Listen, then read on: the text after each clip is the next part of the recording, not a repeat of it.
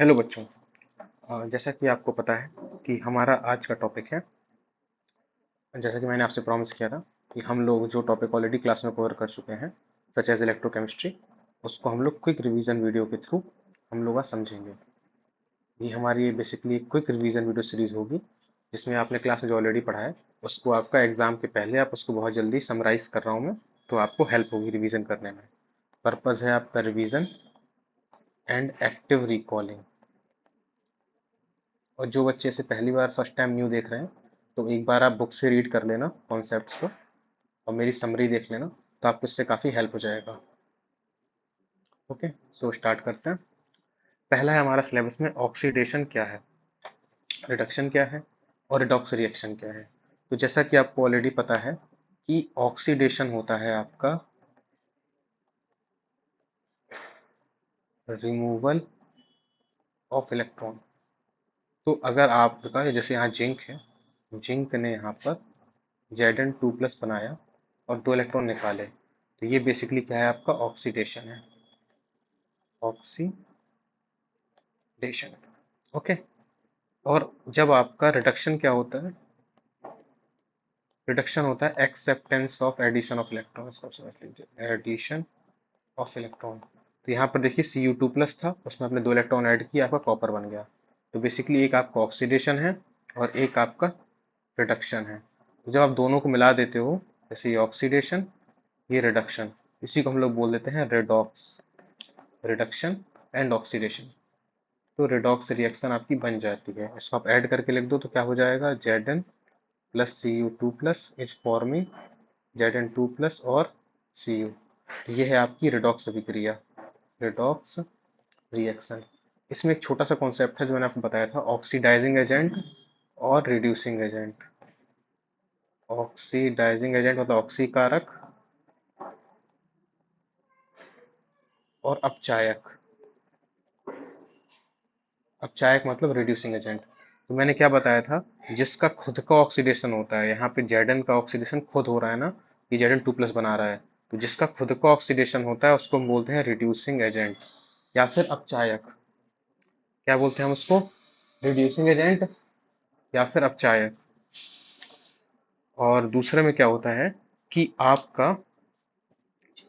और जिसमें रिडक्शन होता है आपका, जैसे Cu2+ जो है आपका, वो आपका बना रहा है Cu, तो इसको हम बोलते हैं, इसमें खुद का इसका रिडक्शन हो रहा है, तो इसको हम लोग बोलेंगे ऑक्सीडाइजिंग एजेंट या फिर ऑक्सीकारक।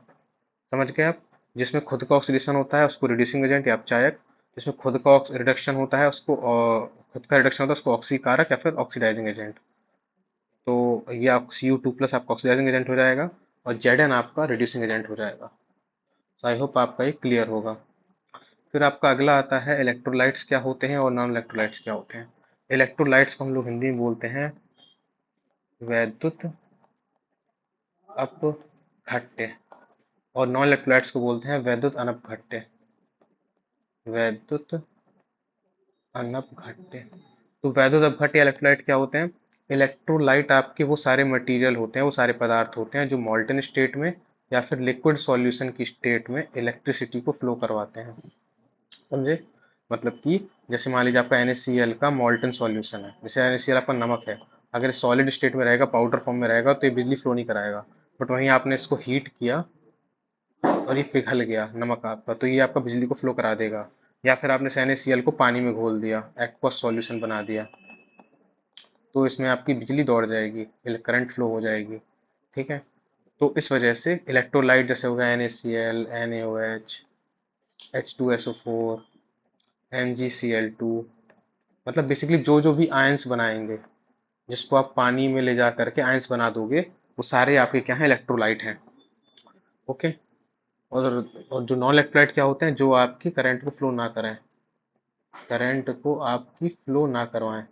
जैसे आपका लकड़ी हो गया, प्लास्टिक हो गया, ग्लास हो गया, और कॉटन हो गया। इन सब में क्या होगा, इन सब में अभी करंट फ्लो नहीं करती, क्यों, क्योंकि यहाँ पे आयंस नहीं होते। इस वजह से हम लोग उसको क्या बोलेंगे, नॉन इलेक्ट्रोलाइट बोलेंगे। ठीक है। फिर आपके इलेक्ट्रोलाइट में ही दो कैटेगरी होती हैं। दो कैटेगरी कौन सी होती है, एक होता है स्ट्रॉन्ग इलेक्ट्रोलाइट, एक होता है वीक इलेक्ट्रोलाइट। मतलब जो आपके वैद्युत अपघट्ट है उसमें दो कैटेगरी है, एक है स्ट्रॉन्ग और एक है वीक। तो वीक मतलब प्रबल, और सॉरी स्ट्रॉन्ग मतलब प्रबल और वीक मतलब दुर्बल।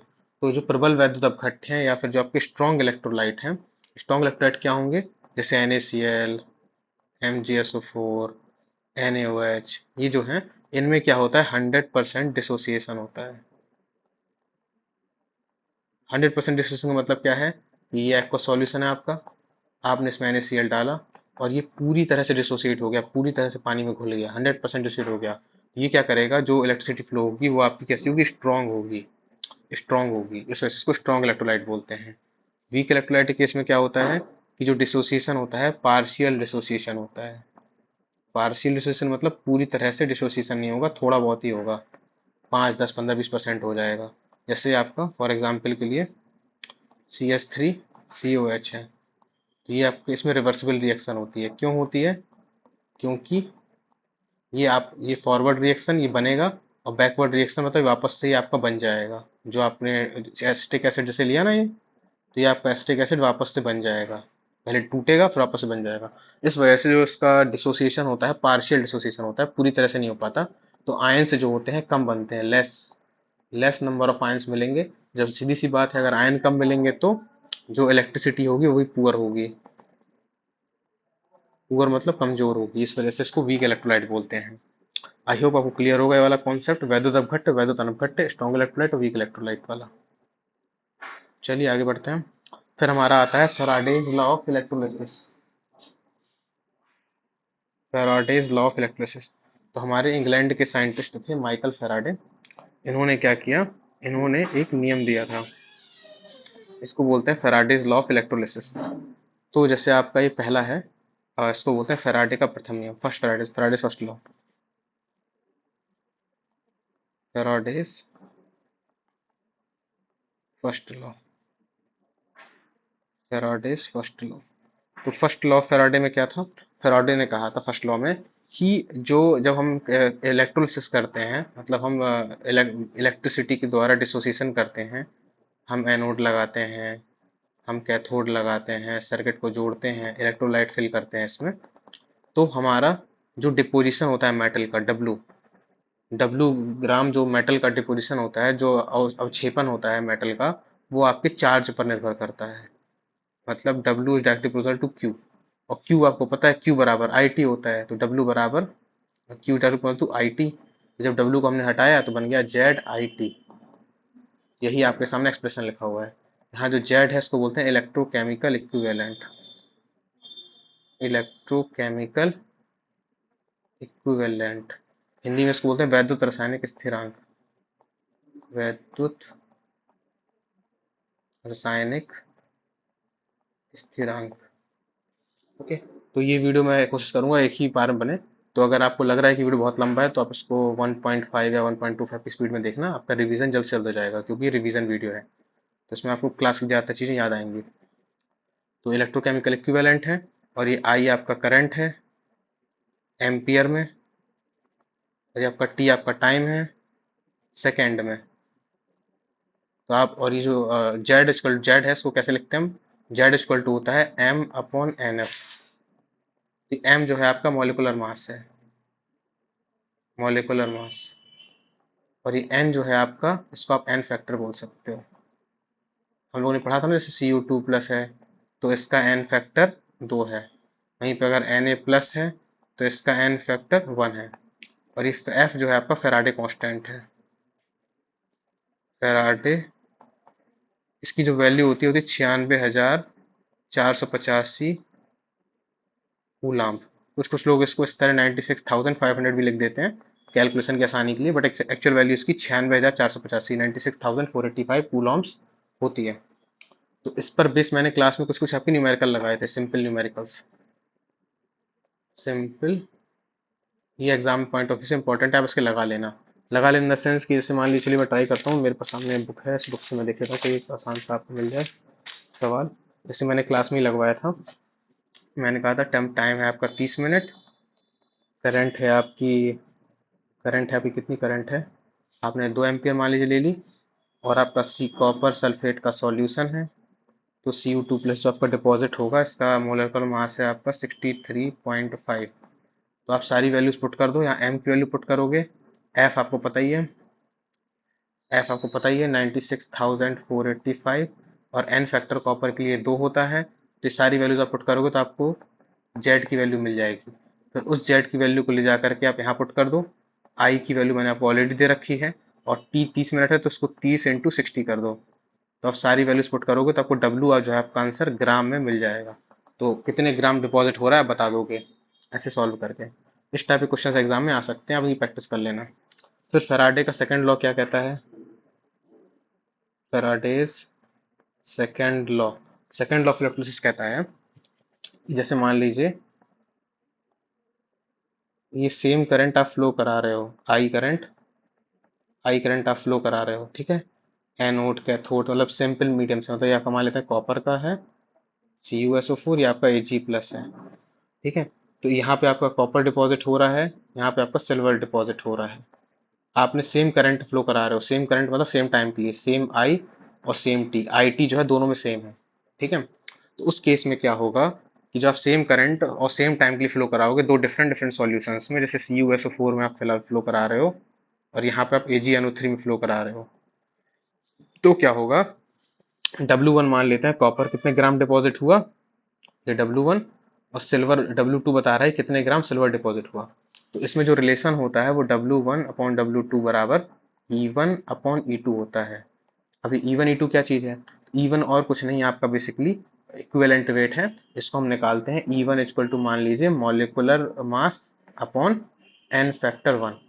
तो मतलब जैसे कि फॉर एग्जांपल के लिए अगर मान लीजिए कॉपर का मुझे E1 निकालना है, तो कॉपर का आपको कितना हो जाएगा, ये आपका कॉपर का हो जाएगा 63.5 अपॉन 2, क्योंकि कॉपर का एन फैक्टर 2 होता है, ठीक है। वही आपको E2 निकालना है, इरेज करना पड़ेगा, समझ जाइए। जैसे फॉर एग्जांपल के लिए इस पर भी क्वेश्चंस आपके एग्जाम पॉइंट ऑफ से बता देता हूँ। फॉर एग्जांपल के लिए जैसे आपका ये आपका W1 मान लेते हैं कॉपर के लिए है, और W2 आपका सिल्वर के लिए है, ठीक। ये आपको एग्जाम में कुछ दिया जाएगा, जैसे मान लो आपको कॉपर को आपको दिया है कितना 3.175 ग्राम डिपॉजिट हुआ है, और सिल्वर का आपसे पूछा है कितने ग्राम, और वैल्यू क्या क्या दी है आपकी, कॉपर का मॉलिक्यूलर मास दिया है 63.5, सिल्वर का मॉलिक्यूलर मास दिया है 108। कॉपर की आपका एन फैक्टर 2 होता है, और सिल्वर का आपका एन फैक्टर 1 होता है। क्यों? क्योंकि AgNO3 है ना ये, तो ये क्या हो जाएगा Ag+ और NO3 माइनस, तो एक ही चार्ज है ना, इस वजह से इसका एन फैक्टर 1। कॉपर केस में क्या था, CuSO4 था, तो ये आपका हो रहा था Cu2+ SO4 2 माइनस, यहाँ पे दो दो चार्ज आ रहे हैं ना, मतलब 2+2 माइनस, इससे इसका 2 हो जाएगा एन फैक्टर। ये बेसिक एक तरह से आपका रिवीजन वीडियो हो रहा है, तो मैं बहुत ज़्यादा डीप में नहीं जाऊँगा। तो आपको क्या करना है अब, तो ये आपकी मैं इसको इरेज कर दूँ थोड़ा सा, ठीक है। तो अब देखो आप, सॉरी फिर से पूरा इरेज हो गया है। तो सिंपली आप बस समझ जाओ कि आपको बेसिकली वैल्यूज पुट करनी है इस एक्सप्रेशन में, और आपका आंसर आ जाएगा, ठीक है। तो इस पे क्वेश्चन आप लगा लेना बुक से प्रैक्टिस करके। फिर आपका अगला है एप्लीकेशन ऑफ इलेक्ट्रोलिसिस, और ये पहला एप्लीकेशन है आपका इलेक्ट्रोमेटलर्जी, मतलब कि जो हम लोग इलेक्ट्रोलिसिस कर रहे हैं उसका एप्लीकेशन आप कहाँ कहाँ कर सकते हो।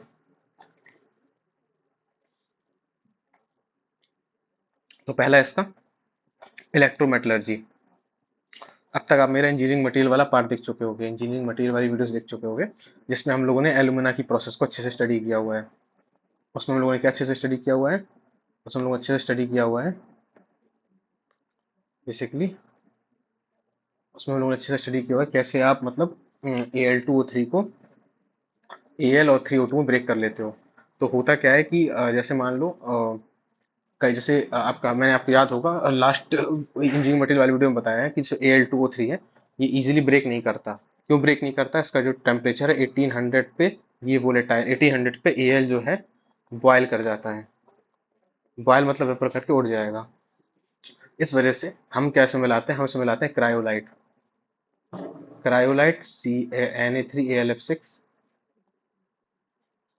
प्लस फ्लोरस पार, CaF2 इसको बोलते हैं, फ्लोरस पार, FLUOROSPAR।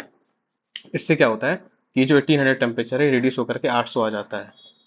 फिर 800 डिग्री सेल्सियस पे आप क्या करोगे, आप जो कार्बन लाइनिंग है इसको आप यूज करोगे, यहाँ पे ऐसे जो आपका आयरन का कंटेनर है उसमें आप कार्बन की लाइनिंग लगा दोगे, ऐसे ऐसे ऐसे ऐसे ऐसे। ये आपका कैथोड का काम करेगा। और ये आप ग्रेफाइट की ही यहाँ पे, ये ग्रेफाइट की ही आप क्या करोगे, एनोड लगा दोगे, ऐसे ऐसे ऐसे ऐसे। ठीक। फिर आप क्या करोगे, यहाँ पे आप मोल्टन जो है क्रायोलाइट और एल्यूमिना भर दोगे, ऐसे ऐसे फिल कर दोगे। ठीक है, ऐसे ऐसे आप फिल कर दोगे। फिर क्या होगा, आपकी नेट रिएक्शन होगी जिसमें Al2O3 ब्रेक डाउन हो जाएगा, किसमें, एल्यूमिनियम में और ऑक्सीजन में। और एनोड कैथोड की रिएक्शन आपकी होगी और फाइनली आपको एल्यूमिनियम जो है मिल जाएगा। यही आपका बेसिकली इलेक्ट्रोमेटलर्जी है। मतलब कि जो चीज़ आप नॉर्मल टेम्परेचर से नहीं करा पा रहे थे, हीट के प्रोसेस नहीं करा पा रहे थे, आप इलेक्ट्रोमेटलर्जी का सहारा ले रहे हो, आप इलेक्ट्रिसिटी का सहारा ले रहे हो, आप एनोड कैथोड यूज कर रहे हो, इलेक्ट्रोलाइट यूज कर रहे हो। इससे क्या हो रहा है कि आपकी जो इलेक्ट्रिसिटी प्रिंसिपल है, आप धातु कर्म या मेटलर्जी के इन प्रिंसिपल्स को यूज कर रहे हो और अपनी मेटल को एक्सट्रैक्ट कर रहे हो। यही हमारा पर्पस था। ठीक है। तो किताब में बहुत सारी रिएक्शंस दी गई थी, एनोड पर 3-4 थी, कैथोड पर 3-4 थी। आपको बस एक या दो याद कर लेनी है, ज़्यादा याद नहीं करनी। अगर आप याद कर सकते हो तो आप बुक से याद कर लेना, दैट इज़ वेरी अप्रिशिएबल। ठीक है। तो इस तरह करके आपको मॉल्टन एल्यूमिनियम यहाँ नीचे मिल जाएगा एनोड कैथोड की रिएक्शंस के बाद। That is it. अगला है आपका इलेक्ट्रोप्लेटिंग। इलेक्ट्रोप्लेटिंग का आपको याद होगा, मैंने बताया था कि जैसे मेरी सिल्वर की रिंग है, सिल्वर की रिंग में सल्फाइड का इम्प्योरिटी लग जाती है। अब मैं चाहता हूँ कि उसको चमका करके उसमें अच्छी सिल्वर की लेयर चढ़ाऊँ। तो उसको हम कैसे करते हैं, उसमें देखो सिर्फ सिंपल सा कॉन्सेप्ट है। जैसे ये आपकी चम्मच है, ये आपकी चम्मच है, ये डायग्राम में देखो, ये आपकी चम्मच है। इस चम्मच में आप क्या करना चाहते हो, इस चम्मच में आप चाहते हो कि ऑब्जेक्ट टू बी प्लेटेड, आप चाहते हो कि इसमें इलेक्ट्रोप्लेटिंग हो जाए। ठीक है। तो आपको क्या करना है,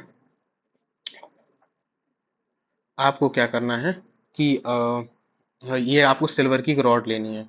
सिल्वर की रॉड क्या करेगी, Ag जो है Ag प्लस बनाएगी और इलेक्ट्रॉन बनाएगी। ये आपका होगा एनोड पर रिएक्शन। सॉरी, क्या हो रहा है, ये रिएक्शन होगी आपके एनोड पे। एनोड पर क्या होगा, ये आपका जो सिल्वर है वो आपका Ag प्लस बना देगा और इलेक्ट्रॉन बना देगा। ओके। तो ये आपका एनोड पर क्या होगा कि सिल्वर जो है, जो जो प्योर रॉड थी आपकी, वो Ag प्लस बना देगी और इलेक्ट्रॉन निकाल देगी। फिर क्या होगा, क्योंकि जो आपका जो इलेक्ट्रोलाइट है, ये जो आप देख रहे हो जो इलेक्ट्रोलाइट है, ब्लू ब्लू, ये जो इलेक्ट्रोलाइट है, ये आपका किसका, AgNO3 का है। AgNO3 से सिल्वर नाइट्रेट, AgNO3। तो आप क्या करना है कि अब आपके पास क्या करना है कि ये एनोड पे हो गया, तो कैथोड पर आपको क्या करना है, जिस चीज को आपको, जिस चीज पर इलेक्ट्रोप्लेटिंग करानी, जैसे चम्मच है यहाँ पे, स्पून है, तो उसको आप लिख दो। तो Ag प्लस जो है आपका, Ag बन के यहाँ डिपॉजिट हो जाएगा, ये डिपॉजिट हो जाएगा, ये आपकी लेयर बन जाएगी चम्मच पर सिल्वर की। इस तरह करते करके आप चांदी की परत चढ़ा सकते हो इलेक्ट्रोप्लेटिंग के द्वारा। एनोड पर क्या होगा, प्योर आप रॉड लगाओगे और कैथोड पर उस चीज को लगाओगे जो आपको इलेक्ट्रोप्लेटिंग करानी है, चम्मच वगैरह हो गया कुछ भी। और आप इलेक्ट्रोलाइट किस चीज का यूज करोगे, AgNO3 का, या आपने बैटरी लगाई, बैटरी आपकी इलेक्ट्रिसिटी बाहर सप्लाई कर रही है और ये रिएक्शन आपकी हो जा रही है। ये आपका इलेक्ट्रोप्लेटिंग। इलेक्ट्रोप्लेटिंग को हिंदी में हम लोग बोलते हैं, मैं हिंदी में बताता जाता हूँ, वैद्युत लेपन बोलते हैं इसको। वैद्युत लेपन, आप लेपन कर रहे हो ना एक धातु दूसरी धातु के ऊपर, इलेक्ट्रोलाइटिक रिफाइनिंग को बोलते हैं वैद्युत धातु शोधन। वैद्युत धातु धातु शोधन। तो धातु शोधन में क्या है, जैसे मान लो ये आपका कॉपर है, ये इम्प्योर कॉपर है, देख रहे हो डायग्राम देखो, इम्प्योर कॉपर है, ये आपका प्योर कॉपर है। आप चाहते हो कि इस इम्प्योर को प्योर बदलना, तो आप क्या करो, आप जो जो इम्प्योर है बहुत मोटा रॉड है और ये जो प्योर वाला है बहुत पतला है, तो जो एनोड है, ये आप जो ये इम्प्योर है, ये आपका एनोड की तरह काम करेगा। एनोड पे आपका जो कॉपर है, ये ब्रेक डाउन हो जाएगा Cu2+ में और 2 इलेक्ट्रॉन निकाल देगा, ये आपका ऑक्सीडेशन होता है एनोड का, आपको पता है। और आपने जो सॉल्यूशन यूज किया है वो आपने CuSO4 का सॉल्यूशन यूज किया है। जब भी आप देखेंगे एक आयन हमेशा आपका कॉमन रहेगा। क्यों, जैसे Ag वाले केस में AgNO3 था ताकि कंडक्शन अच्छे से होता रहे, और Cu वाले में CuSO4 है। तो जैसे ही आपका इम्प्योर वाला जो कॉपर है सॉल्यूशन में पहुंचेगा, फिर सॉल्यूशन से 2 इलेक्ट्रॉन पुट करके ये जो जो डिपॉजिट है आपका, जो पतली रॉड है, इसके अराउंड डिपॉजिट होता जाएगा प्योर कॉपर। इससे क्या होगा, धीरे धीरे जो गंदगी है यहाँ नीचे जमा होती जाएंगी, इसको हम लोग बोलते हैं एनोड मड। ये कीचड़ है, जैसे हम लोग कीचड़ गंदगी होता है वैसे जो इम्प्योरिटीज है अंदर कॉपर के अंदर, वो निकल निकल के यहाँ चली जाएंगी, जो इम्प्योर कॉपर है खत्म हो जाएगा, और यहाँ पे जो आपकी ये प्योर धातु है, ये जो आपकी प्योर धातु है ये आपको मिल जाएगी। इसी को बोलते हैं वैध धातु परिशोधन। आपको दो रिएक्शन लिख देनी है, एक इम्प्योर एक प्योर, एक एनोड पर एक कैथोड पर, एक डायग्राम बना देना सिंपल सा, दैट्स इट। यही आपसे डिमांड किया जा रहा है, वैध धातु परिशोधन। वैध धातु परिशोधन हो गया। ठीक है, तो इसके अंदर बेसिकली तीन प्रिंसिपल देखे अगर आप ध्यान से देखो, पहला मेटलर्जी, दूसरा इलेक्ट्रोप्लेटिंग, और तीसरा इलेक्ट्रोलाइटिक रिफाइनिंग। आई होप आपको अब तो समझ में आ गया होगा क्या चल रहा है। फिर अगला होता है गैल्वेनिक सेल। तो गैल्वेनिक सेल आपको मैंने बताया था कि इसमें क्या होता है, जेड एन आपका जेड एन टू प्लस में कन्वर्ट होता है, दो इलेक्ट्रॉन निकलते हैं, ये आपका एनोड है। कैथोड में क्या होता है आपका सी यू टू प्लस, दो इलेक्ट्रॉन लेके सी यू बना देता है। बीच में आपस में साल्ट ब्रिज होता है, साल्ट ब्रिज आप में के सी एल भरते हो। और सॉल्ट ब्रिज का काम क्या होता है, सॉल्ट ब्रिज में काम क्या होता है आपका कि एक तो आपकी इलेक्ट्रिसिटी को, न्यूट्रल इलेक्ट्रिसिटी को फ्लो करवाता है, सर्किट कंप्लीट कराता है एक तो आपका। दूसरा इलेक्ट्रो न्यूट्रलिटी, इलेक्ट्रो न्यूट्रलिटी या फिर वैद्युत उदासीनता को बनाए रखता है। दूसरा आयंस को मीट करने से रोकता है, मीट करने से रोकता है। मीट करना मतलब आपस में ना आयंस जो है आपके आपस में मिल ना पाए, ये तो इसलिए इनको रोकता है। खाली इलेक्ट्रॉन्स पास होते हैं आपके सर्किट से। जैसे देखिए जिंक है, तो जिंक आपका जेड एन टू प्लस बनाएगा, दो इलेक्ट्रॉन आप यहाँ से जाएंगे, यहाँ पर आपका जो सी यू टू प्लस दो इलेक्ट्रॉन लेके कॉपर बना देगा। ऐसे करके जो रिएक्शन देख रहे हो आप, ये नीचे लिखी हुई है, ये आपकी सेल रिएक्शन है, परफेक्ट सेल रिएक्शन यही होगी। जो ये लिखी है एनोड पर, ये कैथोड पर। और इस साल्ट ब्रिज का काम क्या है, साल्ट ब्रिज का काम है इलेक्ट्रो न्यूट्रलिटी या वैद्युत उदासीनता को बनाए रखना, सर्किट को कंप्लीट करना, और आयंस को मीट करने से रोकना। और एक तरफ पॉजिटिव चार्ज हो जाएगा बहुत ज्यादा, एक तरफ नेगेटिव चार्ज हो जाएगा, तो उनको बैलेंस करने की कोशिश करना, बैलेंस करना। ठीक है, तो ये काम है आपके गैल्वेनिक सेल का, सॉरी सॉल्ट ब्रिज का। तो गैल्वेनिक सेल का काम क्या होता है, गैल्वेनिक सेल का काम क्या होता है, केमिकल एनर्जी को इलेक्ट्रिकल एनर्जी में कन्वर्ट करना। इसको ध्यान से देखिएगा, केमिकल एनर्जी को इलेक्ट्रिकल एनर्जी में कन्वर्ट करना। आप देखोगे इसमें हम अलग से कोई बिजली फ्लो नहीं करा रहे, ये खाली वोल्ट मीटर है रीडिंग लेने के लिए कि कितनी करंट फ्लो कर रही है। तो इसमें जो है आप अलग से वो नहीं कर रहे हो। ठीक है, तो इसमें क्या कर रहे हो आप, इसमें अलग से आप, इसमें जो है इसमें आप अलग से इलेक्ट्रिसिटी फ्लो नहीं कर रहे। इसमें बेसिकली आपका जो ये आपका केमिकल एनर्जी इलेक्ट्रिकल एनर्जी में कन्वर्ट हो जा रही है। ओके, फिर आपका आता है इलेक्ट्रोलाइटिक सेल, ये जस्टिस का रिवर्स होता है। इसमें आप क्या करते हो, इसमें आप बैटरी यूज करते हो। तो यहाँ पे क्या होता है, यहाँ पे बेसिकली आपकी इलेक्ट्रिकल एनर्जी जो है ये केमिकल एनर्जी में कन्वर्ट होती है। मतलब आप बिजली फ्लो करा करके आप वो रिएक्शन करा रहे हो जो रिएक्शन एक्चुअल में नहीं हो पाती, क्योंकि आप बाहर से एक्स्ट्रा फोर्स लगा रहे हो इलेक्ट्रिसिटी के थ्रू। तो आप इसके अंदर इलेक्ट्रिक एनर्जी को केमिकल एनर्जी में कन्वर्ट कर रहे हो, आप जो रिएक्शन करवाना चाहते हो वो करवा रहे हो। ओके, तो इसमें मैंने क्लास में Z N C L two का एग्जाम्पल लिया था। तो Z N C L two का एग्जाम्पल और N S C L example लगभग सेम है। लगभग सेम कैसे, देखो सेम है कैसे समझाता हूँ एक बार आपको। जैसे इसमें क्या है कि Na प्लस इलेक्ट्रॉन लेके Na बना रहा है, तो ये क्या रिडक्शन है, तो ये कैथोड पर होगा। ओके, ये रिडक्शन है। यहाँ पे क्या है, इलेक्ट्रॉन का डोनेशन हो रहा है, एनोड पर होगा। तो नेट रिएक्शन आपकी क्या हो जाएगी, Na प्लस, सॉरी ये इसको two Na plus two C L minus, ये हो जाएगा two Na plus C L two, ये नेट रिएक्शन हो जाएगी। ठीक है, तो दैट इज इट। तो इलेक्ट्रोलाइटिक सेल में क्या होता है, आप क्या कर रहे हो, आप बाहर से इलेक्ट्रिसिटी फ्लो कर, करंट बैटरी लगा रहे हो, इलेक्ट्रिसिटी फ्लो करा रहे हो, उससे क्या हो रही है आपकी रिएक्शंस हो रही है। ओके, तो ये है आपका इलेक्ट्रोलाइटिक सेल। तो इलेक्ट्रोलाइटिक सेल में आपका chemical energy electrical energy chemical energy में कन्वर्ट हो रही है, और इसमें आप एनर्जी बाहर से देते हो। जबकि गैल्वेनिक सेल में इसका उल्टा था। ठीक है, तो दोनों में आप डिफरेंशिएशन टेबल बना के लिख सकते हो कि ऐसे electrical energy chemical energy, chemical energy electrical energy. इसमें इलेक्ट्रिसिटी हम बाहर से दे रहे हैं, इसमें एनर्जी अंदर से दे रहे हैं। एक डायग्राम इसका, एक डायग्राम इसका, एक एग्जाम्पल इसका जिंक कॉपर वाला इसका, और एक एग्जाम्पल इसका। या आप Z N C L two वाला भी दे सकते हो जो आपको ठीक लगे। तो यही था हमारा। आगे बढ़ते हैं थोड़ा सा स्पीड से, रिवीजन वीडियो को फास्ट करते हैं। फिर है आपका प्राइमरी सेल, मैंने पढ़ाया था प्राइमरी सेल या ड्राई सेल इसका नाम है। ठीक है, तो प्राइमरी सेल या ड्राई सेल आपसे कुछ भी बोल सकते हो। तो ये हम लोगों ने जो आप लोग घड़ी वगैरह में यूज करते हो ना, घड़ी टीवी के रिमोट, सॉरी घड़ी टीवी के रिमोट जो आप सेल यूज करते हो यही सेल है। तो आप गौर से देखो, ये बाहर जो है आपका, इसमें ये जो मैं डार्क पेन यूज कर लेता हूँ, ये बाहर मेटल की कैप होती है। फिर बीच में जो आपका ये देख रहे हो, ये आपका ब्लैक ब्लैक होता है। कभी किसी ने स्टाइल तोड़ के देखा हो, ये ब्लैक कलर का होता है, ग्रे है यहाँ पे, ये ऐसे यहाँ ब्लैक कलर का होता है ऐसे। ये आपका होता है ग्रेफाइट का बना हुआ, ठीक है। ये आपका मेटल का होता है, जो पीला पीला देख रहे हो, ये मेटल का होता है। फिर ये जो आसमानी कलर का ये पेंट है, ये कलर है, यहाँ पे आपका MnO2 और कार्बन भरा होता है। क्यों? यही आपका काम करता है रिएक्शन, ठीक है। फिर लास्ट में ऊपर जिंक की एक लेयर होती है जो एनोड की तरह बिहेव करती है। और ये जो आप NH4Cl और ZnCl2 भर रहे हो, ये आपका इलेक्ट्रोलाइट है। ये क्या है आपका? ये इलेक्ट्रोलाइट है। ये है आपका इलेक्ट्रोलाइट, ठीक है। इसमें कौन सी रिएक्शन होती है इसको ध्यान से देखते हैं। एनोड पर क्या होता है? ऑक्सीडेशन होता है। तो जिंक जो है कन्वर्ट हो जाएगा Zn2+ में, 2 इलेक्ट्रॉन निकाल देगा। ये जिंक जो है आपका एनोड की तरह बिहेव करेगा और Zn2+ निकाल के 2 इलेक्ट्रॉन बना देगा। और कैथोड पर क्या हो रहा होगा? कैथोड पर आपका जो ग्रेफाइट की तरह बिहेव करता है, और इसका कनेक्शन हो जाएगा प्लस माइनस, और एनोड कैथोड के बीच में इलेक्ट्रोलाइट आपका ये आ गया। तो आपकी रिएक्शन कंप्लीट हो जाएगी। कैथोड में क्या हो रहा था आपको याद करना पड़ेगा। MnO2 जो कन्वर्ट हो रहा है, वो बेसिकली आपका Mn2O3 में कन्वर्ट हो रहा है। इसको आप याद कर लो, ठीक। MnO2 जो कन्वर्ट हो रहा है आपका, वो Mn2O3 में आपका कन्वर्ट हो जा रहा है। Got it? तो ये आपको याद रखना है। यहाँ पे इसका ऑक्सीडेशन हो रहा है, यहाँ पर इसका क्या हो रहा है? रिडक्शन हो रहा है, ठीक है। और आप इसकी नेट रिएक्शन यहाँ पे लिख लेना। नेट रिएक्शन में क्या होगा? आपके 2 इलेक्ट्रॉन से 2 इलेक्ट्रॉन कट हो जाएंगे। फिर आप पूरी रिएक्शन ऐसे लिख सकते हो।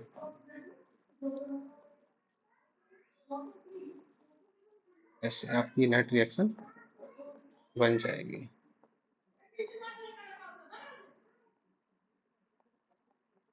ये आपकी नेट रिएक्शन हो गई। एक एनोड, एक कैथोड। अब एनोड कैथोड याद कर लो, नेट तो अपने आप लिख लोगे, ठीक है। ये हमारी सेल में रिएक्शन हो रही होती है, जो हम घड़ी वगैरह टीवी रिमोट यूज कर रहे होते हैं। आपको इसको ध्यान रखना है। ये एनोड ऑक्सीडेशन, ये कैथोड रिडक्शन, जहाँ पे MnO2 कन्वर्ट हो रहा है आपका Mn2O3 में। ये इंपॉर्टेंट है, इसको याद रखिएगा। ये आपका ड्राई सेल। फिर आता है सेकेंडरी सेल। तो ड्राई सेल आपके क्या होते हैं? जिनको आप चार्ज नहीं कर सकते। ये आपके वन टाइम होते हैं। यहाँ पे आप क्या कर रहे हो? बेसिकली यहाँ पे आप बाहर से कोई बैटरी फ्लो नहीं करा रहे। ये आपके पास जो भी आपके पास केमिकल एनर्जी थी, वो आपने पूरी तरह से इलेक्ट्रिकल एनर्जी में कन्वर्ट कर दी। ओके। एक टाइम ऐसा आएगा जब आपकी केमिकल रिएक्शन खत्म हो जाएगी, बंद हो जाएगी, तो आपको सेल से बैटरी मिलना बंद हो जाएगा। जो जहाँ पे जो सेकेंडरी सेल होता है, ये रिवर्सिबल होता है। इनको आप चार्ज कर सकते हो। इनको आप चार्ज कर सकते हो। तो इसमें दोनों तरह की रिएक्शंस होती हैं। दोनों तरह की मतलब क्या है? इसमें जो रिएक्शन होंगी, इसमें जैसे आपने अपने घरों में इन्वर्टर यूज, जैसे आपने मोबाइल फोन की बैटरी है, mobile phone, laptop, lithium ion battery, lead storage battery, lead acid battery, sorry, lead acid battery, nickel cadmium battery. Battery से बहुत सारे नाम है, ठीक है। ये सब डिपेंड करता है कि आप किस मेटल को यूज कर रहे हो, कौन सा मटेरियल यूज कर रहे हो। बेसिक पर्पज सेकेंडरी सेल का क्या है? इनको आप चार्ज कर सकते हो और डिस्चार्ज हो जाते हैं। डिस्चार्ज तो हो ही जाएंगे, चार्ज होंगे तो। ये है मतलब आप इनको मल्टीपर्पज यूज कर सकते हो, मल्टी टाइम्स। इसमें मल्टी टाइम यूज कर सकते हो। और इसमें आपका केमिकल और इलेक्ट्रिकल एनर्जी कन्वर्ट होती रहती है। इसको आप ऐसे लिख सकते हो। इसमें आपकी केमिकल एनर्जी और इलेक्ट्रिकल एनर्जी कन्वर्ट होती रहती है।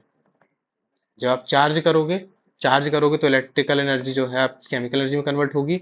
जब आप डिस्चार्ज करोगे तो केमिकल एनर्जी आपकी इलेक्ट्रिकल एनर्जी में कन्वर्ट होगी। तो यही बेसिकली सेकेंडरी सेल का काम है। इंपॉर्टेंट एग्जांपल है आपका lead acid battery. Lead acid battery, lead storage battery इसको बोलते हैं।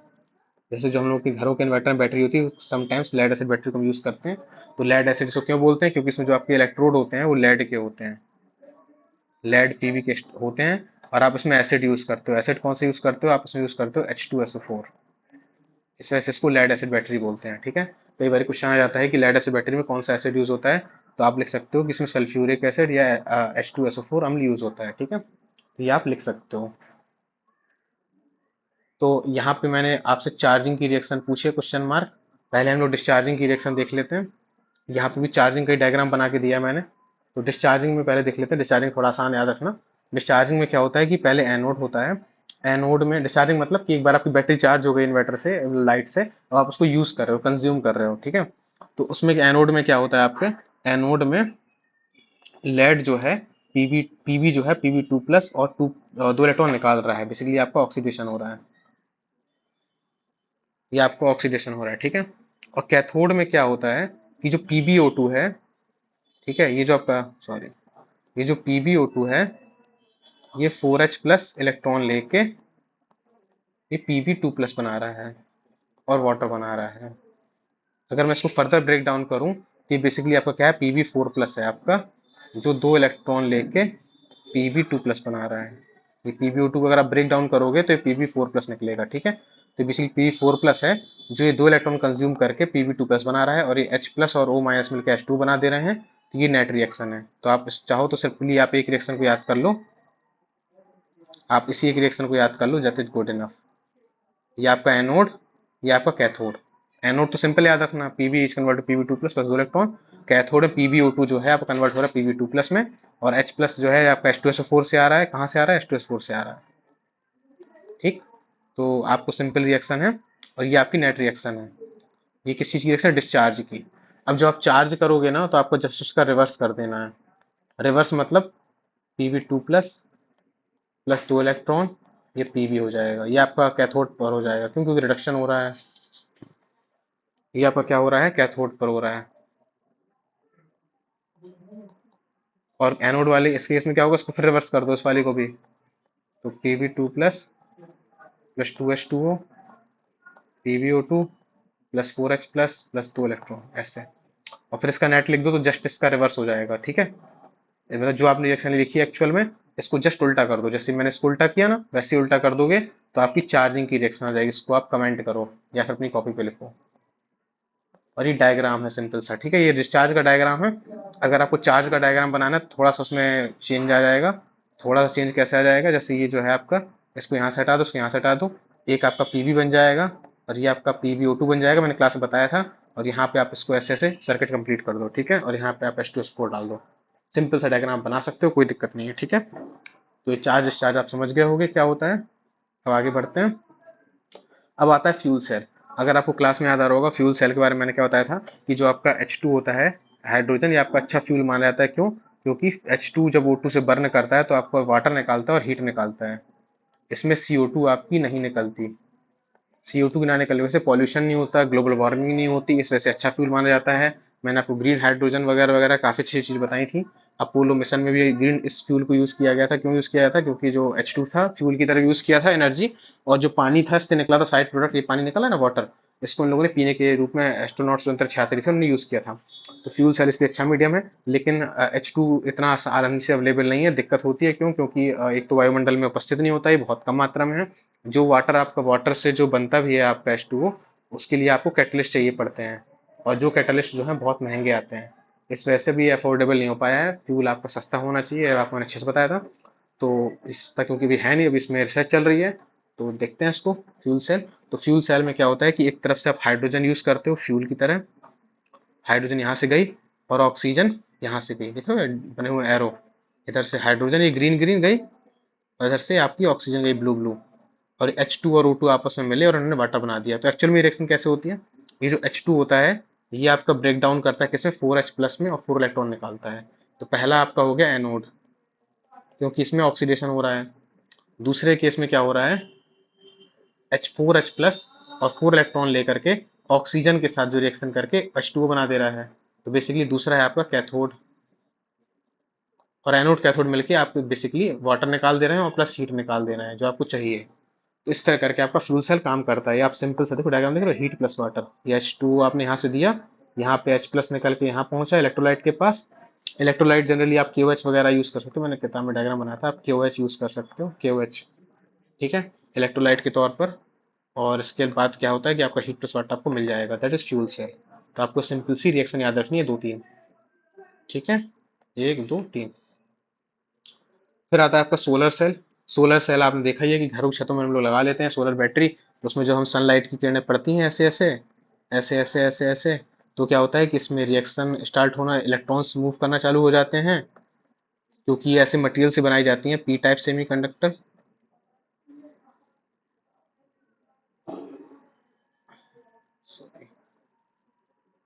तो sorry sorry for the disturbance. कि जब आप सनलाइट यूज करते हो, तो आपके इलेक्ट्रॉन जो हैं यहाँ से आपके फ्री इलेक्ट्रॉन निकल जाते हैं। क्यों? क्योंकि ऐसे मटेरियल से बनाया जाता है जैसे एन टाइप सेमीकंडक्टर।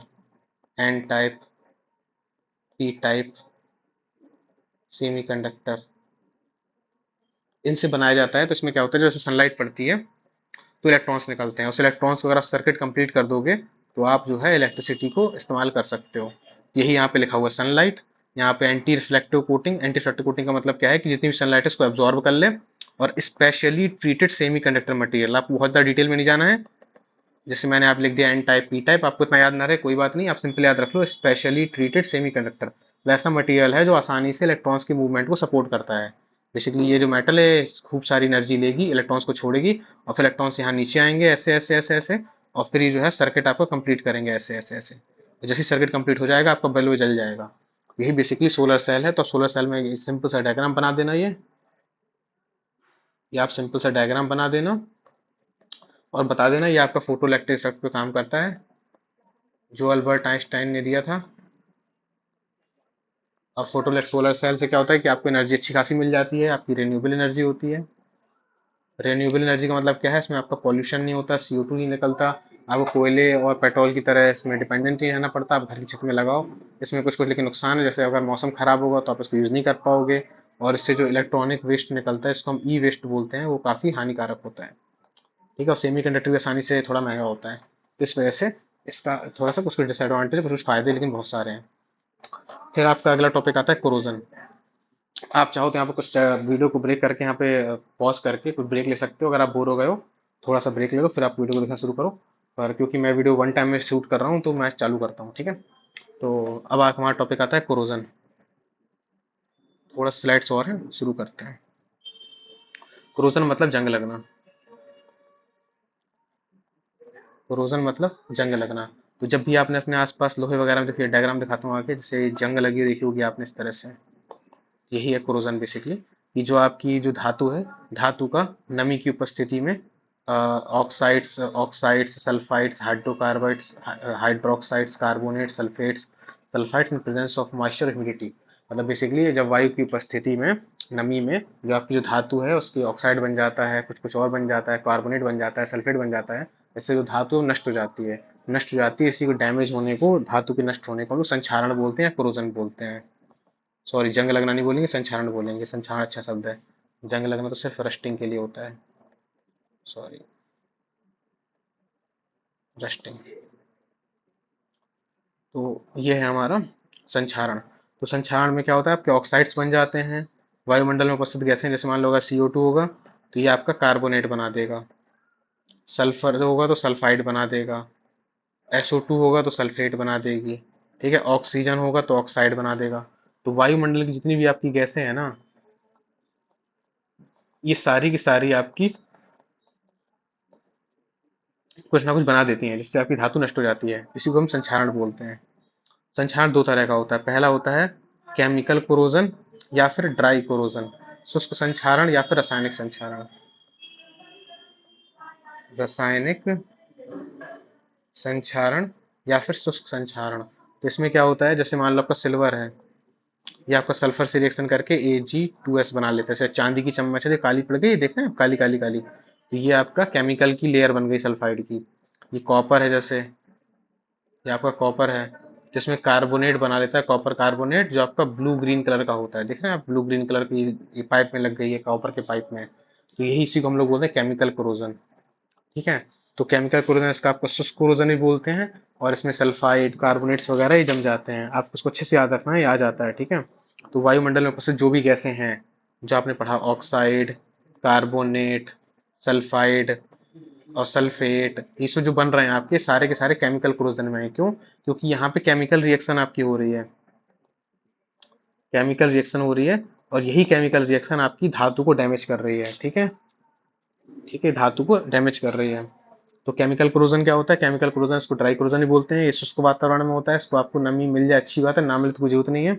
ये आपकी वायु ऊपर की सरफेस पे होती है, ये ऑक्साइड सल्फेट कार्बन आपको लिखना है इसलिए बता रहा हूँ, ठीक है। और ये होमोजीनियस हेटेरोजीनियस दोनों तरह का होता है, सामांगी और विषमांगी।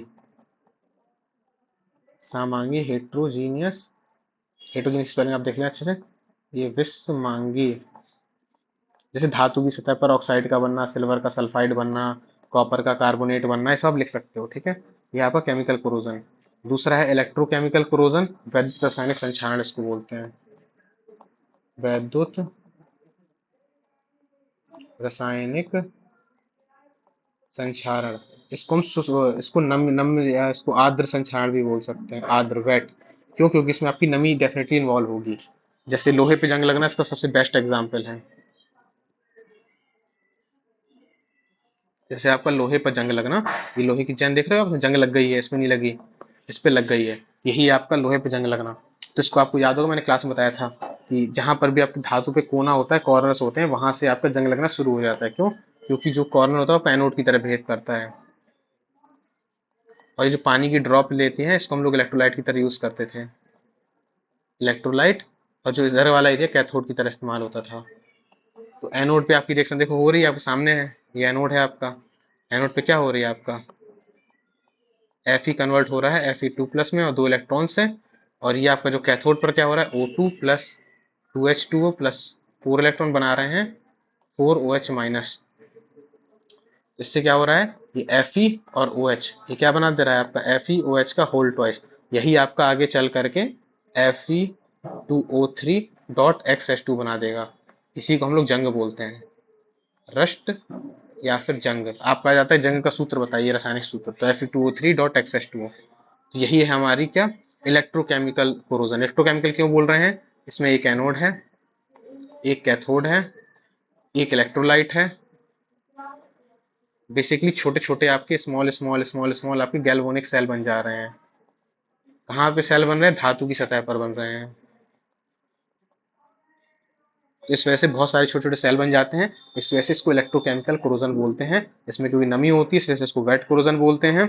और ये आपका क्या होता है, ये आपका धातु की सतह पर होता है, इसको हेट्रोजीनियस होते हैं। ये आपके छोटे छोटे गैल्वेनिक सेल बन जाते हैं। और लोहे पर जंग लगना इसका बेस्ट एग्जाम्पल है, rusting of iron. Rusting of iron, ठीक है, IRON। Rusting, RUSTING, rusting of iron या लोहे पे जंग लगना। ओके, आगे बढ़ते हैं। फिर आपका आता है H2 लिबरेशन और O2 एब्जॉर्प्शन मैकेनिज्म। तो ये है आपका H2 लिबरेशन और ये है आपका O2 एब्जॉर्प्शन। ठीक है, ये इसमें नया ऐड हुआ है। मतलब कैसे आपकी जंग लगती है इसको समझना है। तो एनोड पर क्या हो रहा है आपका, आयरन जो है Fe2+ और 2 इलेक्ट्रॉन निकाल रहा है, इसको ऑक्सीडेशन बोल रहे हैं। और कैथोड पर क्या होता है, जो आपकी वायुमंडल से जो हमें नमी है, जो उसमें एसिडिटी है, वो H+ करके 2H+ + 2 इलेक्ट्रॉन लेकर के H2 को निकाल दे रहा है। ठीक है, तो बेसिकली क्या हो जा रहा है आपका, आयरन आपका ऑक्साइड जा रहा है और आपका H2 को निकल जा रहा है। जैसे ही H2 निकलता है, आपकी जो मेटल है बहुत ज़्यादा एक्टिव हो जाती है। आयरन जो है बहुत ज़्यादा एक्टिव हो जाता है। और फिर दूसरा केस का, इसको हम बोलते हैं H2 लिबरेशन। क्यों? क्योंकि इसमें H2 आपकी निकल रही है। दूसरा केस है O2 का एब्जॉर्प्शन। इसको हम O2 का एब्जॉर्प्शन क्यों बोल रहे हैं? क्योंकि इसमें देखिए, तो ऊपर वाले लिस्ट में मैंने सेम लिख दी, कुछ चेंज नहीं किया। पर यहाँ पे O2 जो है, O2 O2H2O के साथ मिलके और 4OH- बना दे रहा है। ठीक है, और 4OH- बना देने से क्या हो रहा है, जो O2 आपका जो O2 है आपका वो एब्जॉर्ब हो जा रहा है। H2 निकल रहा है, O2 एब्जॉर्ब हो रहा है। तो जो आपका नेट कोरोजन आपका हो जा रहा है, देखो Fe2+ बना, 4OH- बना, ये दोनों मिलके क्या बना देंगे, FeOH का होल ट्वाइस। फिर ये आगे जाकर के FeOH का होल थ्राइस बनेगा। फिर यही आपका Fe2O3.XH2O बनाएगा। मतलब ये रस्टिंग आपकी हो जाएगी। तो बेसिकली ये मैकेनिज्म है। मैकेनिज्म का मतलब क्या होता है, कैसे एक्चुअल में रिएक्शन हो रही होगी, उसी को हम स्टडी कर रहे हैं। तो पहले आपका H2 निकलता है। क्यों निकलता है? वायुमंडल में जो एसिडिटी है, जो H+ है, जो मिल जा रहा है आपको pH कम होने की वजह से, वो आपका H2 गैस को निकाल दे रहा है और आयरन को एक्टिव कर दे रहा है। और यही एक्टिव आयरन जब O2 को एब्जॉर्ब करके ऑक्साइड हाइड्रोक्साइड बना देता है, और ये आपका FeOH का होल ट्वाइस बनाते हुए आपका जंग Fe2O3.XH2 बना देता है और आपकी लोहे पे जंग लग जाती है। तो H2 लिबरेशन मतलब H2 का उत्सर्जन, और O2 एब्जॉर्प्शन मतलब O2 का अवशोषण। तो ये आपकी जो रिएक्शन है, ये आपकी H2 के लिबरेशन वाली है, H2 का उत्सर्जन। और ये है आपकी H2 के O2 के अवशोषण वाली रिएक्शन। इनको आप नोट कर लीजिएगा अच्छे से। ओके, फिर आपका अगला फैक्टर्स अफेक्टिंग कोरोजन। मतलब फैक्टर्स कौन कौन से जंग लगने को प्रभावित करते हैं। तो पहला है मेटल की एक्टिविटी। अगर आपकी धातु बहुत ज्यादा क्रियाशील होगी, जैसे आपका आयरन, जिंक, एल्यूमिनियम, तो जल्दी नष्ट होंगी। वहीं आपकी अगर धातु लेस एक्टिव होगी, जैसे आपका सिल्वर और सोना, चांदी, बहुत धीमे धीमे नष्ट होती हैं। तो ये आपके कोरोजन को कम कर देंगे। ठीक है, पहला पॉइंट। दूसरा, ह्यूमिडिटी। अगर नमी होगी आपके वातावरण में, तो कोरोजन बहुत फास्ट होगा। और नमी अगर नहीं होगी, जैसे गर्मियों के मौसम में नमी कम होती है, तो संक्षारण बहुत स्लो हो जाता है, कोरोजन धीरे से लगता है। बरसात के मौसम में जंग बहुत जल्दी लगती है, ठीक है। फिर अगला पॉइंट है आपका पीएच।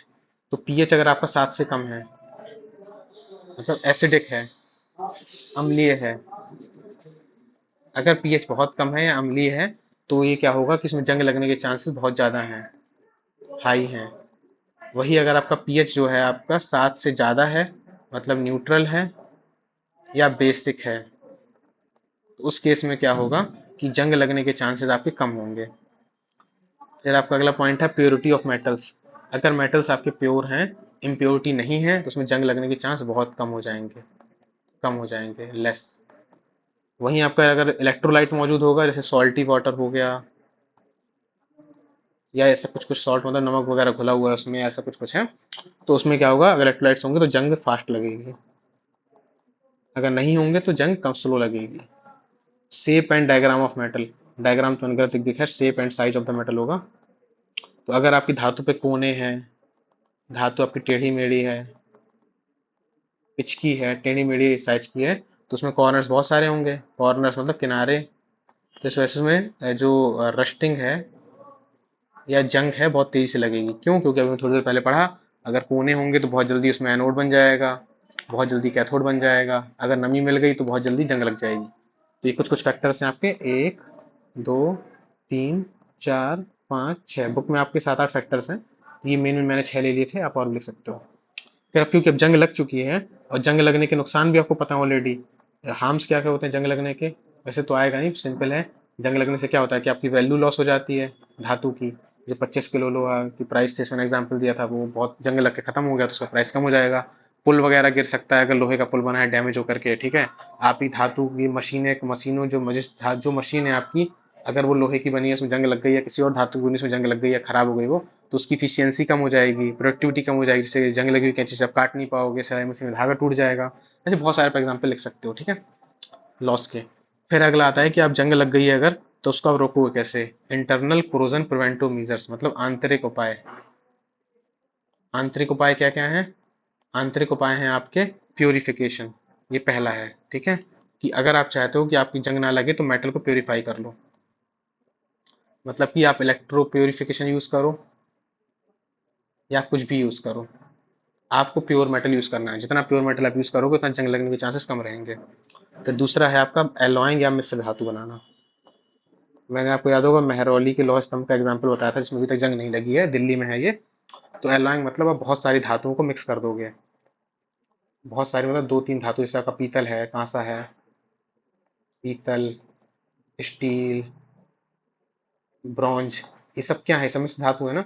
तो ये आयरन से मिलके बनी है, और आयरन कॉपर इन सबसे मिलके, तो इन सब में क्या है, जंग जल्दी नहीं लगती। क्यों नहीं लगती है? क्योंकि जब बहुत सारी धातुएं आपकी मिक्स हो जाती हैं, तो धातु की जो रिएक्टिविटी है वो कम हो जाती है, रिएक्टिविटी आपकी कम हो जाती है।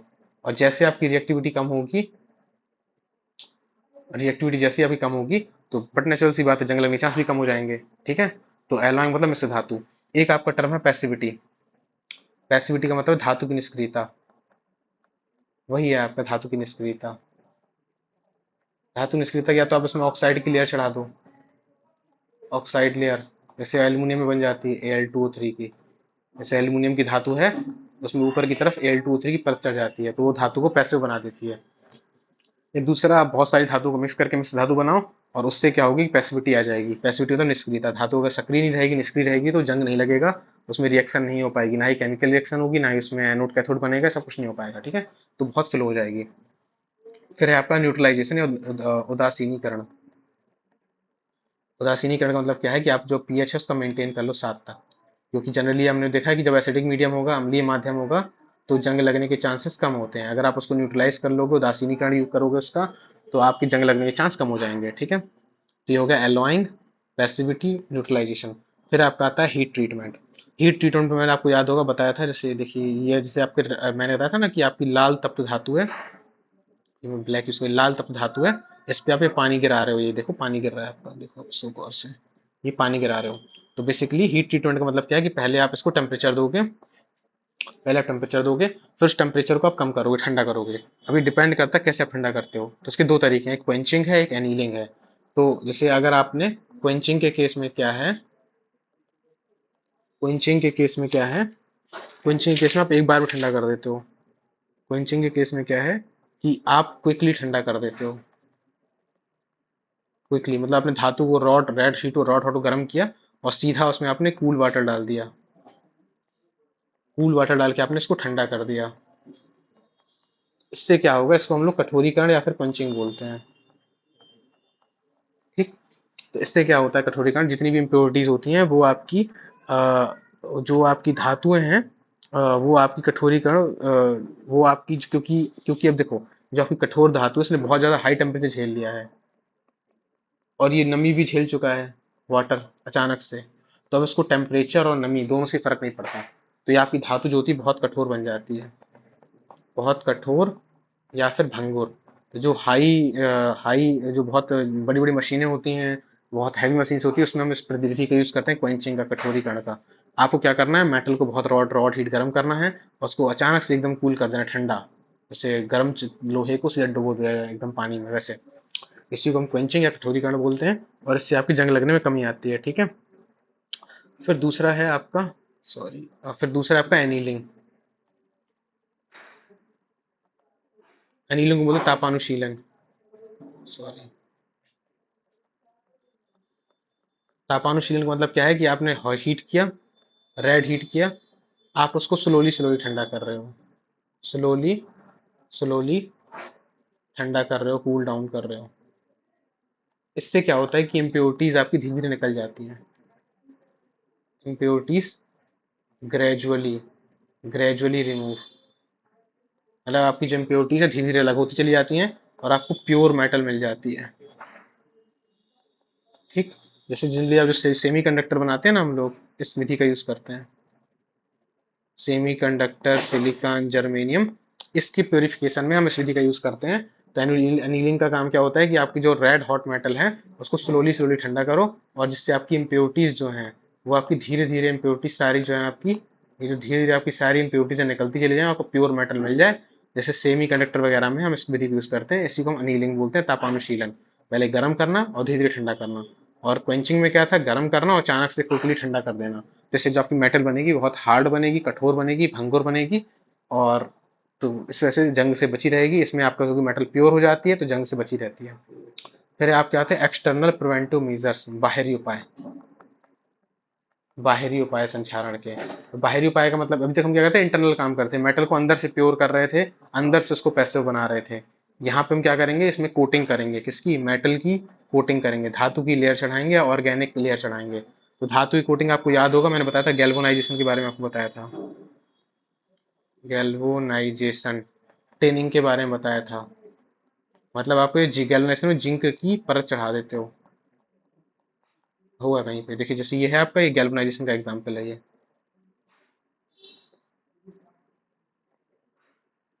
गैल्वेनाइजेशन में क्या है, गैल्वेनाइजेशन में क्योंकि जिंक जो होता है आपको ज्यादा रिएक्टिव होता है, तो जो जिंक है वो जिंक जो है ज्यादा रिएक्टिव होता है। ये एनोड, ये कैथोड। तो जो जिंक होता है, जब भी क्या होगा, जब भी जंग लगनी होगी तो जिंक ज्यादा रिएक्टिव होता है, तो खुद Zn2+ बना लेगा और आयरन को आपको बचा लेगा, प्रोटेक्ट कर लेगा। तो गैल्वेनाइजेशन से ऐसे क्या करते हैं, आप बचा लेता है। सेम चीज जब आप टिन के साथ करोगे, Sn2+ बना रहा है, 2 इलेक्ट्रॉन, और Fe2+, 2 इलेक्ट्रॉन, Fe, तो इसको टिनिंग बोलेंगे। क्यों, क्योंकि टिन के साथ हो रहा है। ठीक है। तो इसमें क्या हो रहा है कि आपकी लेयर चढ़ाते रहो, कोटिंग कर दे रहे हो, कोटिंग परत चढ़ाते रहो ना, परत चढ़ाते रहो। जिंक की परत चढ़ा दो तो उसको गैल्वेनाइजेशन बोलते हैं, ऐसे गैल्वेनाइजेशन का एग्जांपल है आपका। ठीक है, ये वाला। तो आपने क्या किया, जो जस्ता है उसको डुबो दिया है, जस्ते का सॉल्यूशन है, और इस लोहे को आप डिप कर रहे हो जिंक में, तो जिंक की आपकी परत अपने आप चढ़ जाएगी। और फिर दूसरा है आपका एनोडिक सेक्रीफाइस। एनोडिक सेक्रीफाइस मतलब एनोड बलिदान देगा। जैसे कि आपको याद होगा क्लास में राजा और सिपाही का एग्जांपल दिया था, कि सिपाही जो है अपने आप को बलिदान कर देते हैं ताकि राजा को बचा सकें। तो सेम चीज यहाँ भी है। जैसे देखो, ये आपका स्टील का पाइप है, ये स्टील का पाइप है, आप इसको बचाना चाहते हो, तो आपने इसमें क्या किया, आपने इसमें कॉपर के वायर को, जिस कॉपर के वायर को इसमें आपने जिंक के Mg के ब्लॉक के साथ जोड़ दिया।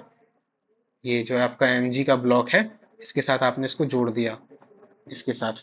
तो यहाँ पे क्या रिएक्शन हो रही है, यहाँ पे यहाँ पे रिएक्शन आपकी बेसिकली क्या हो रही है कि जो आपका Mg है खुद अपने आप को सेक्रीफाइस कर दे रहा है Mg2+ और 2 इलेक्ट्रॉन से, और ये जो आपका आयरन है उसको बचा ले रहा है। तो ये नेट रिएक्शन आप लिख लेना इसकी। तो यहाँ पे जो Mg का जो ब्लॉक है, ये आपका ये ब्लॉक है Mg का, ये अपने आप को बचा लेगा, ये अपने आप को नष्ट कर देगा और आपके पाइप को बचा लेगा, प्रोटेक्ट कर लेगा। और ये कॉपर के वायर से हमने जोड़ दिया है, तो यहाँ पे सेम रिएक्शन आपकी होगी।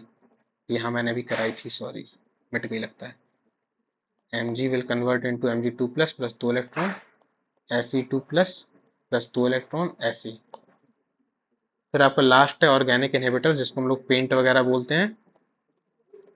पेंट, ऑयल, ग्रीस, वार्निश, ये 3-4 नाम आप लिख देना। तो बेसिकली ये क्या करता है, पेंट, ऑयल, ग्रीस वगैरह। ये देखो डायग्राम देख रहे हो, पेंटिंग कर रहे हैं पाइप के, लोहे के पाइप में। तो पेंट क्या करता है, आपका नमी से एयर और आपका O2 और नमी, सॉरी, O2 वाटर, नमी और आपकी हवा से बचा लेता है। तो जिससे संपर्क टूट जाता है धातु का। तो जैसे आयरन है, इसमें जंग लगी नहीं पाएगी, क्योंकि अगर इसको नमी और हवा और मॉइस्चर नहीं मिलेगा तो ये जितने समय तक पेंट लगा रहेगा तो आपकी धातु बची रहेगी। जैसे हम पेंट करते हैं घरों की दीवारों में, लोहे के पाइप वगैरह में। तो this is all about the our syllabus. और कुछ कुछ चीज़ें जैसे छूट गई हैं, जैसे जैसे सॉरी, मुझे याद आ गया, फिर से बताता हूँ एक बार मैं आपको। जैसे यहाँ पे हम लोग जब गैल्वेनाइजेशन पढ़ रहे थे, गैल्वेनाइजेशन में एक टर्म था सैरडीकरण। सैराडाइजेशन इसी का हिस्सा है। SHERDIGIZETION। सैराडाइजेशन का मतलब क्या, शेरार्डीकरण। शेरार्डीकरण क्या है, जैसे जो आपको गैल्वेनाइजेशन में क्या होता है, आपको जिंक की लेयर चढ़ानी है। तो जिंक की लेयर आप दो तरह से चढ़ा सकते हो। पहले कैसा, जैसे आप डिप कर दो, जैसे लोहा है आपका, इसको आप डिप कर दो, तो ये डिपिंग मेथड है। और दूसरा है सैराडाइजेशन। सैराडाइजेशन में क्या होता है, आप स्प्रे करते हो, वेपर। मतलब आप क्या करते हो, आप जो जिंक है, ये जो जैसे जो जिंक है आपका, ये जिंक, जैसे जिंक यहाँ पिघला हुआ जिंक है ना, ये जिंक मॉल्टन जिंक है। तो इसी को आप, इसी मॉल्टन जिंक को आप क्या करो, वेपर फॉर्म में ले जाओ। और वेपर जो है इसकी ऐसे ऐसे ऐसे ऐसे ऐसे, और लोहे की धातु के ऊपर जो वेपर है इसको चढ़ा दो। जैसे हम स्प्रे करते हैं ना, स्प्रे करते हैं धातु की, जैसे धातु की सरफेस है, इस पे आप ऐसे ऐसे ऐसे ऐसे स्प्रे कर दो और जिंक की लेयर चढ़ा दो। तो इसी को हम सैराडाइजेशन बोलेंगे, ठीक है, सैरार्डीकरण या सैराडाइजेशन। तो आई होप हमने ज़्यादा टॉपिक्स कवर कर लिए हैं। एक बार आपकी बुक से गो थ्रू कर लेता हूँ मैं एक बार फिर से क्विकली, अगर कोई टॉपिक छूट गया है उसको मैं फिर से यहाँ समराइज कर देता हूँ। ठीक है, ये हो गया। न्यूमेरिकल्स आप लगा लेना, डायग्राम मैंने ज़्यादातर बना दिए हैं। कुछ कुछ कंपैरिजन आप पढ़ लेना बुक से, इलेक्ट्रोलाइटिक सेल, डेनियल सेल वगैरह के, और फ्यूल सेल वगैरह हो गया है, हानिया वगैरह पढ़ लिया हम लोगों ने। ठीक है, आई थिंक मेरे एंड से मैंने ज़्यादातर चीज़ें कवर कर ली हैं। तो ये आज का हमारा वीडियो कंप्लीट हो गया यहाँ पे। Thank you so much for watching this. Wish you all the very best for the exam. Wish you all the very best, क्योंकि मुझे पता है आप एग्जाम की एक रात पहले इस वीडियो को देख रहे होगे। So very wish you very all the best. Thank you so much.